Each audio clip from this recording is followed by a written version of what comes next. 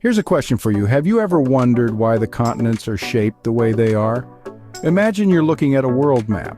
Notice the peculiar shapes of the land masses, like puzzle pieces scattered across a blue canvas.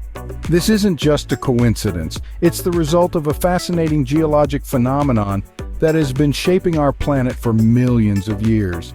Intrigued? What if I told you that the continents were not always positioned as they are today? The answer lies in a theory called continental drift, first proposed by Alfred Wegener in 1912.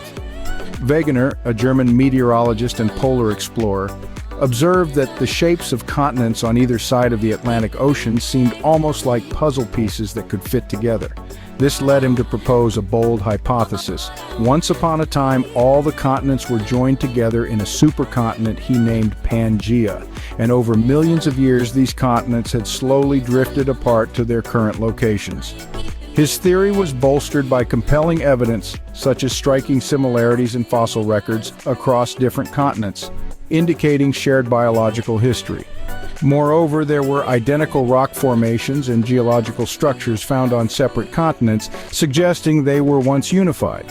Yet, despite the strength of this evidence, the scientific community did not readily accept Wegener's theory. It seemed too radical, too revolutionary. However, Wegener's theory was initially met with skepticism and controversy. It wasn't until the mid-20th century that the continental drift theory gained wide acceptance. A series of scientific discoveries during this era helped to solidify the theory's credibility. The first of these was the discovery of the Mid-Atlantic Ridge, a colossal underwater mountain range that stretches down the center of the Atlantic Ocean. This finding suggested that the seafloor was not a static, unmoving slab, but a dynamic, ever-changing landscape. Around the same time, scientists uncovered the phenomenon of seafloor spreading. They found that new oceanic crust was being created at the ridge and moving away on either side like two conveyor belts running in opposite directions. This was the missing piece of the puzzle, the mechanism that Alfred Wegener's theory needed, a way for the continents to move. These discoveries didn't just validate Wegener's theory, they expanded upon it, leading to a new understanding of our planet. And so, the once controversial theory of continental drift became the foundation for the modern theory of plate tectonics. Fast forward to the present day, and the continental drift theory is a fundamental aspect of Earth science.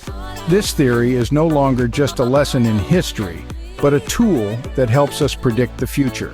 It plays a significant role in predicting earthquakes, a natural calamity that has perplexed humanity for centuries. By understanding the movement of tectonic plates, we can forecast seismic activity with greater accuracy.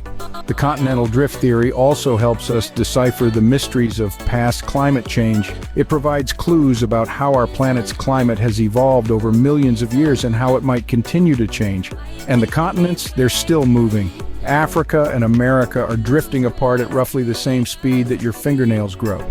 Over the next 50 million years, we could see the birth of a new ocean, or the fusion of existing continents. So next time you look at a map, remember, our continents are on the move. They've been on a journey for millions of years, and they're not done yet.